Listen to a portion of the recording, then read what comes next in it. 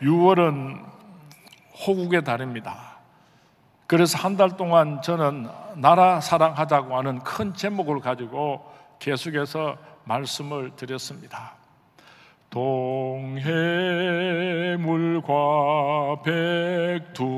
백두산이 마르고 닳도록 하나님이 보호하사 우리나라 만세 무궁화 삼천리 화려 강산 대한 사람 대한으로 길이 보존하세.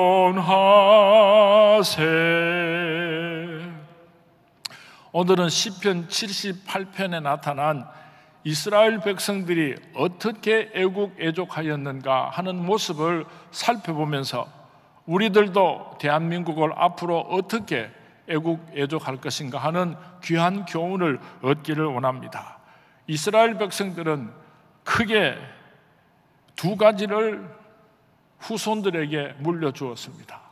첫 번째 것은 역사적인 사실들을, 하나님께서 이스라엘 백성들을 어떻게 여기까지 인도해 오셨는가 하는 역사적인 사실들을 구체적으로 후손들에게 가르쳐 줌으로 말미암아 애국애족을 했습니다.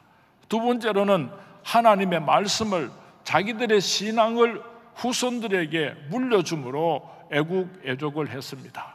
오늘 우리 서문의 모든 성도님들이 이스라엘 백성들의 애국애족을 통하여서 우리도 대한민국을 사랑할 수 있는 큰 교훈을 얻을 수 있게 되기를 주님의 이름으로 축원을 드립니다. 이스라엘은 과거에 대한 교육에 남다른 열정을 가지고 있었습니다. 그런데 이스라엘의 역사에 대한 가르침에서 중요한 특징은 자랑스러운 역사에 대한 교육보다도 고난의 역사에 대한 교육이 우선하고 있다는 사실입니다. 신명기 16장 12절 말씀에 보면은 너는 애굽에서 종되었던 것을 기억하라. 신명기 24장 22절에서도 너는 애굽 땅에서 종되었던 것을 기억하라. 사람들은 보통 자랑스러운 역사는 이야기하기를 좋아하지만은 부끄럽고 수치스러운 역사는 감추려고 합니다. 그런데 이스라엘 백성들은 후손들에게 이스라엘의 역사를 가르칠 때에 애굽에서 400년 동안 종노릇 노예 생활하던 그 비참하던 때를 기억하라. 후손들에게 고난의 역사를 먼저 가르쳤던 것입니다. 오늘 성경 말씀도 역시 이러한 역사에 대한 가르침이 이어지고 있습니다. 오늘 본문 2절 말씀에 보면은 내가 입을 열어 비유로 말하며 예로부터 감추어졌던 것을 드러내려 하니, 여기에서 예로부터 감추어졌던 것, 그것은 이스라엘의 수치스러운 역사를 의미하는 것입니다. 이스라엘 백성들의 실패의 역사를 의미하고 있는 것입니다. 애굽에서의 종살이를 벗어나게 되었습니다. 그리고 그들은 광야에 도착해서 감격스럽게 첫 번째 유월절을 지키게 됩니다.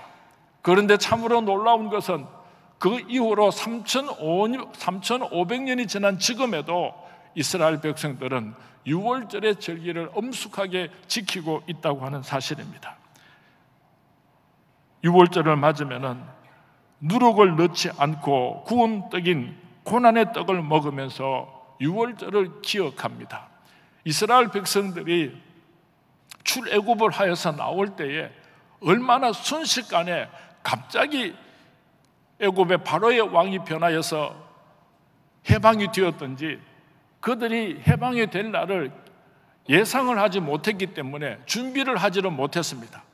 누룩을 넣고 맛있는 떡을 만들어서 포장을 하고 그렇게 출애굽을 한 것이 아니라 너무 졸지에 해방이 되니까 그냥 밀가루 반죽을 뭉쳐가지고 그대로 들고 나와서 누룩을 넣지 않은 무교병을 들고 나와서 광야에서 불에다가 구워 먹으면서 하나님께서 이스라엘 백성들을 어떻게 애굽에서 구출하여 주셨는지를 기억하고 하나님께 감사를 올려드렸던 것입니다. 애굽에서 노예 생활할 때 처절하고 혹독한 그때 수치스러운 역사적인 사실들을 사랑하는 후손들에게 가르쳐 주면서 유월절의 절기를 지켰던 것입니다. 장막절이 되면은 자녀들을 데리고 나가서 들판에서 텐트를 치게 됩니다. 도시에 살든지 시골에 살든지 고래등 같은 집에 살든지 초가집에 살든지 이스라엘 백성들은 초막절이 되면은, 장막절이 되면은 광야로 나와서 텐트를 치고 7일 동안 온 가족들이 광야 생활을 하게 됩니다. 이스라엘 백성들이 40년 동안 광야에서 있었을 때에 하나님께서 이스라엘 백성들을 어떻게 지켜주시고 어떻게 보호하시고 인도하여 주셨는지를 사랑하는 후손들에게 상세하게 분명하게 가르치고 또 가르쳤던 것입니다. 이렇게 함으로 조상들이 겪었던 민족의 과거 역사를 배우고 민족의 정체성을 후손들에게 물려주었던 것입니다. 영국의 역사학자 E.H. 칸은 역사는 무엇인가라고 하는 책 속에서 역사는 단순히 사건의 기록이 아니라 과거와 현재의 끊임없는 대화라고 했습니다. 우리 대한민국도 후손들에게 우리들의 역사를 분명하게 가르쳐 주어야 합니다. 수치스럽고 숨기고 싶은 역사를 다 가르쳐 주어야 합니다. 자랑스러운 역사들도 남김없이 다 가르쳐 주어야 합니다. 일제시대 36년의 수치를 우리 후손들에게 분명하게 가르쳐 주어야지 됩니다. 말을 빼앗기고 자유를 빼앗기고 역사를 빼앗기고 죽지 못해서 살았던 그 수치스러운 역사를 우리 후손들에게 반드시 가르쳐 주어야지 됩니다. 일본이 어떻게 우리에게 잔인한 짓을 하였던지 비굴한 짓을 하였던지 우리가 잊어서는 안 되는 것입니다. 일본 젊은 사람들을 징병으로 끌고 가고 아리따운 처녀들을 어떻게 정신대로 끌고 가서 성놀이개로 삼았었던지 아무리 부끄럽고 수치스럽고 고통스러워도 우리는 잊어서도 안 되고 후손들에게 분명히 가르쳐 주어야 하는 것입니다. 어떻게 대한민국이 해방이 되었습니까? 우리 원로 목사님께서 징병 통지서를 받고 이제 입대할 날이 불과 며칠 남지 않았는데 8월 17일이나 혹은 18일 날 일본 군대에 입대하는 통지서를 받아놓고 8월 15일 날 해방이 되었으니까 우리 원로 목사님께서 얼마나 기쁘셨겠습니까? 어떻게 해서 대한민국이 해방될 수 있었습니까? 어떻게 이승만 대통령이 남한에 자유민주주의 국가를 세우게 되었고 북한에는 김일성이가 공산주의를 세우게 되었는지를 후손들에게 소상하게 가르쳐 주어야 할 책임이 우리에게 있습니다. 어떻게 해서 6.25 사변이 일어났는지 역사적인 사실을 우리는 후손들에게 다 일러주어야지 됩니다. 1950년 6월 25일 새벽 4시 북한군이 3파선을 넘어서 남한을 침공하고 전쟁이 시작되었습니다. 국군 13만 7천 명이 전사하고 45만 명이 부상을 입었습니다. 2만 4천여 명은 실종되고 8천여 명이 포로로 잡혔습니다. 민간인 피해도 극심했습니다. 24만 5천 명이 사망하고 12만 9천여 명은 학살을 당했습니다. 부상, 납치, 행방불명 등 다른 피해를 입은 사람들을 합치면 총 99만 명이 6.25 사변을 통하여서 민간인이 피해를 입었습니다. 이 나라가 망하게 되었을 때에 미군을 중심으로 하고 16개국의 유엔군들이 우리나라에 와서 이 나라가 멸망하지 않도록 도와주었습니다. 우리 한국의 모든 국민들은 자자손손 16개국 우리가 기억하고 감사해야 할 것입니다. 미국, 영국, 호주, 캐나다, 네덜란드, 프랑스, 뉴질랜드, 필리핀, 남아프리카 공화국, 터키, 태국, 그리스, 벨기에, 룩셈부르크, 이디오피아, 콜롬비아, 이들 나라에 대한 감사한 마음을 한국의 역사는 잊어서는 안 될 것입니다. 유엔군 5만 7천 명이 사망을 했습니다. 11만 명이 부상을 당했습니다. 특별히 미군들은 57만 명이 한국전쟁에 참전해서 5만 명이 죽고 10만 명이 부상을 입었습니다. 미국이 무엇 때문에 그 먼 한국 나라에까지 배를 타고 와서 그 젊은이들이 목숨을 바쳐야 했습니까? 우리가 때로는 미국하고 싸울 수도 있습니다. 그러나 역사 속에서 미국이 우리 대한민국을 도와준 사실을 잊어서는 안 될 것입니다. 만약에 우리 대한민국이 이 역사를 지워버린다고 한다면 배은망덕한 민족이 되고 말 것입니다. 지진이 나든지 기근이나 어떤 무시무시한 재난이 찾아왔을 때 우리 대한민국이 앞장서서 달려가서 고통스러운 어려움을 당한 나라들을 도와주는 것은 큰 사랑에 빚진 나라로서 지극히 당연할 것입니다.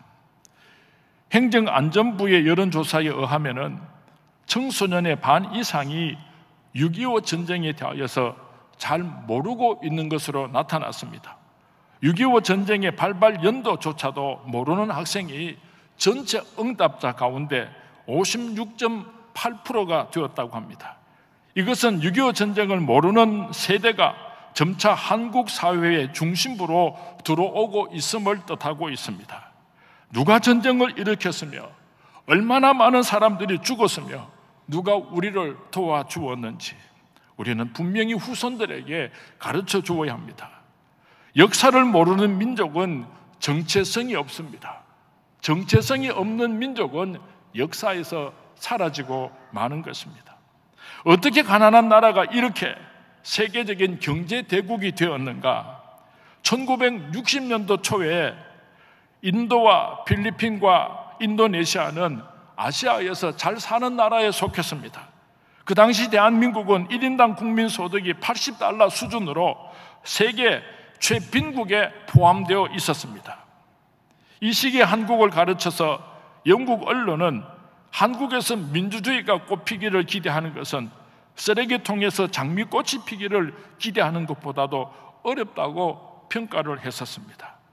그런데 불과 50여 년 만에 온 세상이 깜짝 놀라는 세계 10대 경제 대국이 되었습니다. 우리는 박정희 대통령의 잘 살아보세, 잘 살아보세 새마을 운동을 기억하고 후손들에게 가르쳐야 합니다. 조국을 위하여서 독일로 가야 했던 광부와 간호사들, 월남전에 참여하여 몸을 바친 젊은이들의 숭고한 피를 우리 한국의 역사는 반드시 기억해야 할 것입니다. 가난을 물려주지 않으려고 허리띠를 졸라매고 일평생 숨가쁘게 달려오신 한국의 어르신들을 젊은이들은 잊어서는 결단코 안 될 것입니다. 세계 2차 대전 후에 독일과 일본과 한국이 어떻게 경제 대국이 될 수 있었는가? 경제학자들이 모여서 연구를 했답니다. 어떻게 해서 세계 2차 대전 후에 패망국이 되었던 독일과 일본이 그렇게 경제적인 부흥을 일으킬 수가 있었는가? 그 답을 찾는 것이 그렇게 어렵지를 않았습니다. 독일 사람들은 아주 근면합니다. 정직합니다. 그리고 이 두뇌가 우수합니다. 그렇기 때문에 그 모든 전쟁의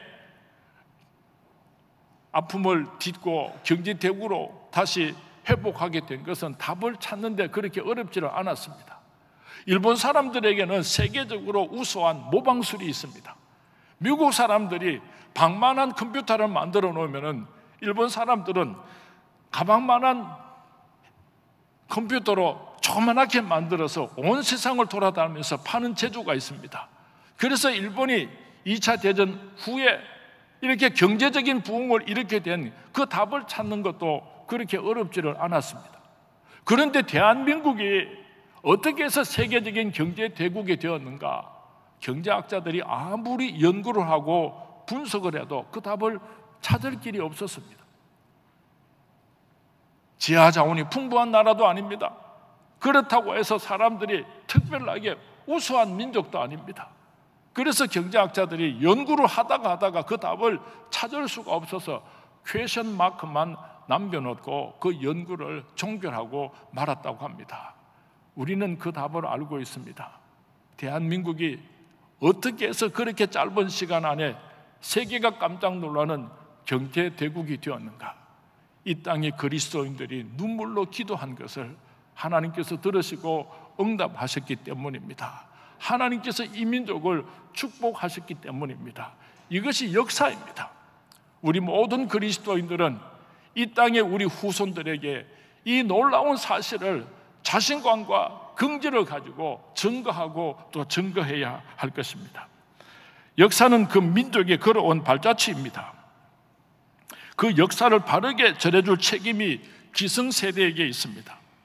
일본이 아무리 발달하고 스스로 선진국이라고 자부하지만은 사실은 삼류국가에 불과합니다. 왜냐하면 아직도 자기들의 역사를 올바르게 후손들에게 가르쳐주지 않고 있기 때문인 것입니다. 한 10여 년 전에 일본에 집회를 갔다가 우리 사랑하는 딸과 함께 히로시마 원폭 기념관을 방문한 적이 있습니다. 그 입구에는 이렇게 큰 글씨가 써져 있었습니다. 조용한 평화의 나라 일본에 미국이 원자폭탄을 투하하였다. 그렇게 그 현관에다가 크게 써놓고 있습니다. 그리고 그 원폭 기념관 안에는 왜 미국이 원자폭탄을 떨어뜨리게 되었는지에 대해서는 한마디도 언급을 하지 않습니다. 자기들이 먼저 진주만을 공격하고 세계 2차 대전을 일으킴으로 말미암아 그 결과 원자폭탄이 투하가 되었다는 사실은 은폐를 시키고 단지 자기들은 평화를 좋아하는 민족인데 미국에 의하여서 이렇게 파괴되었다는 것만을 후손들에게 가르치는 것을 보고 참 일본 사람들 무서운 사람들이다, 그런 생각을 했었습니다. 역사를 왜곡하거나 역사를 숨기는 일은 무서운 범죄의 행위입니다. 일본이 위안부에 대하여서 진실되게 공개적으로 사과하기 전에는 진정한 우리의 우방이라고 인정할 수가 없습니다. 수치의 역사를 잊으면 반드시 수치를 반복한다는 역사의 법칙이 있습니다. 잊혀져가는 과거의 역사를 분명히 가르쳐서 다시는 이 땅에 수치스러운 역사가 없도록 하는 것이 바로 오늘 우리들의 책임인 것입니다. 예루살렘 지가론 언덕에 야드 바셈의 유대인의 학살 기념관이 있다고 합니다. 저는 가보지는 못했지만은 기록에 의하여서 여러분들에게 소개를 해드리면은 길 양쪽에는 탕자의 비유에 나오는 쥐염나무가 많이 심어져 있고 각 노각 밑에는 국적과 이름을 써놓은 팻말이 있는데 이것은 유대인들이 핍박받고 학살당할 때에 그들을 숨겨주거나 도와준 사람들의 이름들이라고 합니다. 우리가 잘 알고 있는 독일인이면서 유대인들을 많이 도와주었던 오스카 쉰들러의 이름도 거기에 기록이 되어 있다고 합니다. 기념관 안으로 들어서게 되면은 암흑의 역사를 표현하려고 했는지 전시실에 검정색으로 뒤덮여 있다고 합니다. 끌려가는 수많은 유대인들, 그들을 향해서 총을 겨눈 독일 나치군들, 산더미처럼 쌓인 시체들과 안경테들, 천진난만한 아이들이 굶어서 뼈만 앙상하게 남아 죽어가고 있는 장면, 유대 여성들이 머리를 깎인 채 나체로 독일군에게 끌려가서 희롱을 당한 후에 총에 맞아 죽는 장면, 살아있는 사람을 맞지도 하지 않고 살을 찌르고 배를 가르는 장면, 참으로 처참한 장면들이 저들의 역사가 얼마나 비참했는가를 알 수 있게 하고 그 참혹한 장면들을 보는 이들로 하여금 가슴이 미어지는 아픔을 느끼게 한다고 합니다.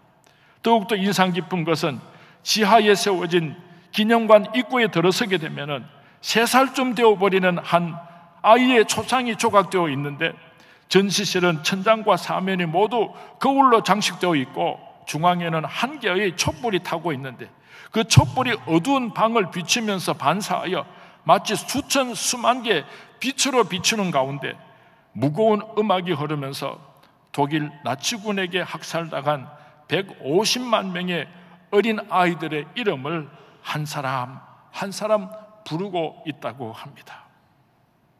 그리고 비석 위에는 우리는 용서한다, 그러나 잊지 않는다는 글귀가 쓰여져 있다고 합니다. 야드 바셈 학살 기념관을 찾는 대부분의 사람들은 입구로 들어갈 때와는 달리 나올 때는 눈물로 얼룩진 눈동자를 반짝이면서 누가 뭐라고 하지 않아도 나라 사랑하는 마음으로 충만케 된다고 합니다. 우리나라에도 충남 천안시에 독립기념관이 있습니다. 용산에 6.25 전쟁 기념관이 있고 가까운 다부동에도 6.25 전쟁 기념관 등이 있습니다. 사랑하는 아들, 딸들을, 사랑하는 손자, 손녀들의 손을 잡고 우리 어르신들이 그런 기념관을 찾아가서 우리 한국이 겪었던 수치스러운, 결단코 잊어서는 안 될 역사들을 가르쳐 주심으로 그 책임을 다하시고 애국 애족하시는 우리 성문의 모든 성도님들이 될 수 있기를 주님의 이름으로 부탁을 드립니다. 두 번째로 생각하기를 원하는 것은 신앙을 후대에 전함으로 애국 애족하는 저와 여러분이 될 수 있기를 바랍니다. 오늘 본문 3절 말씀에 우리 조상들이 우리에게 전한 바라 그렇게 말씀하고, 4절 말씀에 후대로 전하리로다, 5절 말씀에 그들의 자손에게 알리라 하셨으니, 6절 말씀에서도 후대 곧 태어날 자손에게 이를 알게 하고 그들은 일어나 그들의 자손에게 일러서 끊임없이 우리가 받은 그 귀하고 아름다운 신앙들을 후손들에게 가르치고 물려주어야 할 것을 말씀하고 있습니다. 내가 받은 그 복음을 내 사랑하는 아들, 딸들과 후손들에게 물려주는 것, 이것이 바로 진정한 애국 애족인 것입니다. 신앙은 내 대해서 끝이 나는 것이 아니라 그 다음으로 이어져야만 하는 것입니다. 이것은 하나님의 명령입니다. 하나님을 믿는 이 신앙을 여러 신앙의 선배들로 인하여서 오늘 나에게 전해져 왔습니다. 이제 우리도 이 신앙을 내가 믿고 천국 갈 뿐만 아니라 후손들에게 물려주고 주님 앞에 서야 할 것입니다. 유대인들의 자녀 교육에 교과서가 있습니다. 그것이 무엇인가 하면은 모세오경입니다.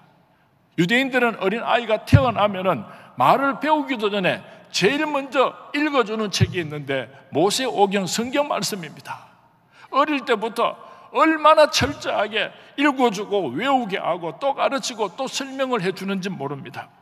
그래서 유대인들의 사상의 밑바탕을 놓게 되고 철학의 밑바탕을 놓게 되고 왜 살아야 하는지, 무엇을 위해서 살아야지 하는지 비전의 밑바닥을 놓을 수 있도록 어린아이에게 성경 말씀을 가르치는 것입니다.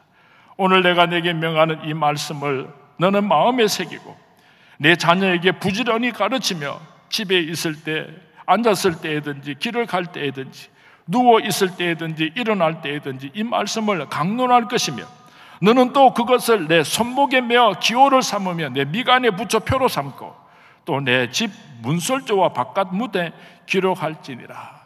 이스라엘 백성들은 이렇게 철저하게 하나님의 말씀을 후손들에게 가르쳤습니다. 우리도 하나님의 말씀을 이렇게 가르쳤으면 좋겠습니다.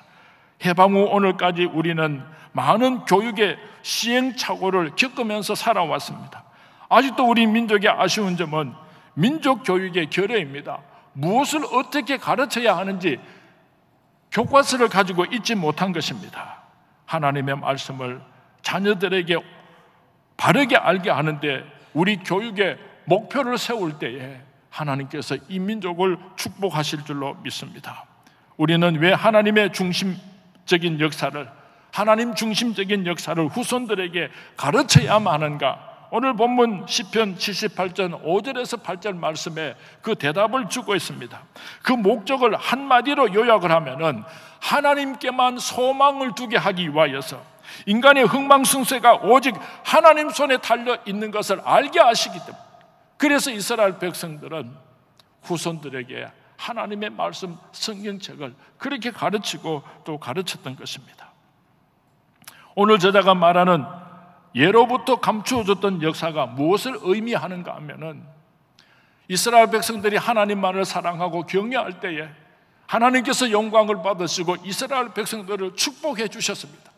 그러나 이스라엘 백성들이 하나님의 사랑을 만유리 여기고 하나님을 떠나가고 우상 숭배를 할 때는 하나님께서 가차없이 이스라엘 백성들을 책망하시고 그리고 심판하셨습니다. 고통 가운데 이스라엘 백성들이 자복하고 회개하고 하나님 품으로 돌아올 때에 하나님께서는 이스라엘 백성들을 용서하시고 회복시켜 주셨습니다. 이것이 하나님의 역사입니다. 이스라엘의 신앙의 선배들은 이 하나님의 역사를 후손들에게 분명하게 가르치고 또 가르쳐 주었던 것입니다. 주일학교 교육은 너무나 소중합니다. 우리가 어른들에게 성경 말씀을 가르치고 신앙 교육을 하는 것도 매우 중요하지만 갓난아이, 어린아이 때부터 하나님의 말씀을 가정에서 교회에서 가르치고 지키게 하는 것은 너무나 중요합니다. 이번에 메르스 때문에 여름 성경학교를 하느냐 마느냐 걱정하고 염려했었는데 우리 교육위원장 장로님께서 하겠습니다 하고 결단을 내리고 이번 토요일부터 여름 성경학교를 계획대로 가지게 됩니다.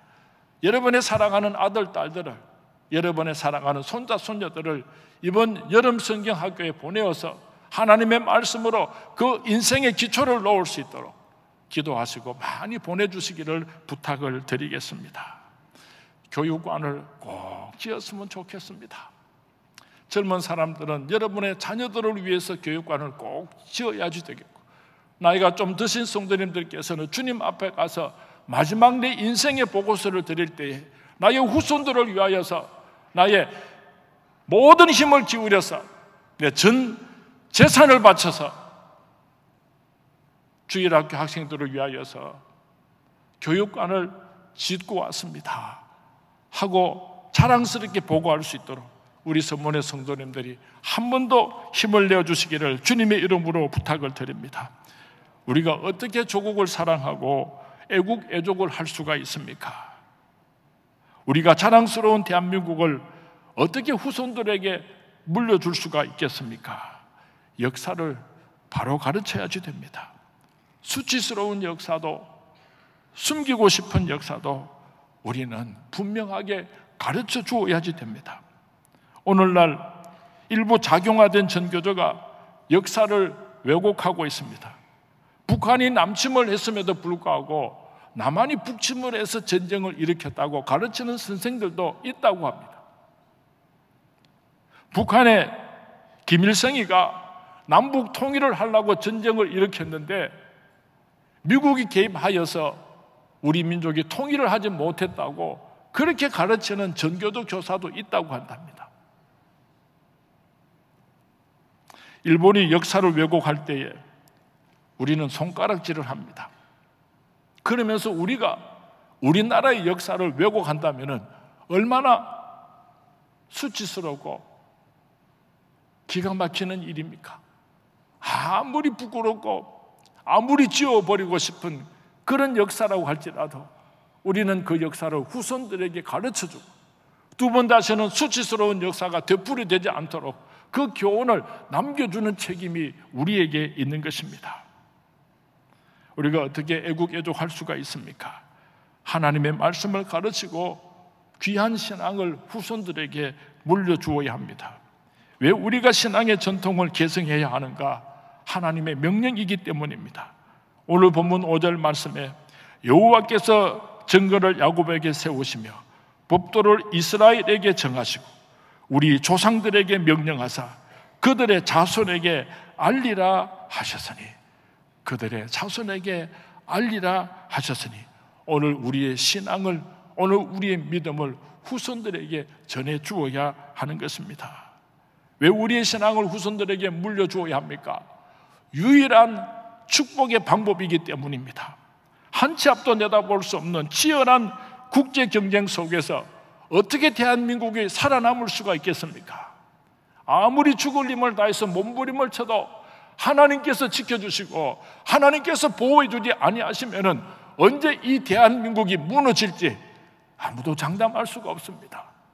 하나님의 말씀을 지키고 하나님을 사랑함으로 하나님께만 소망을 두므로 하나님의 축복이 넘치게 될 때에 이 민족은 주님 오시는 그날까지 역사 속에서 사라지지 않을 것입니다.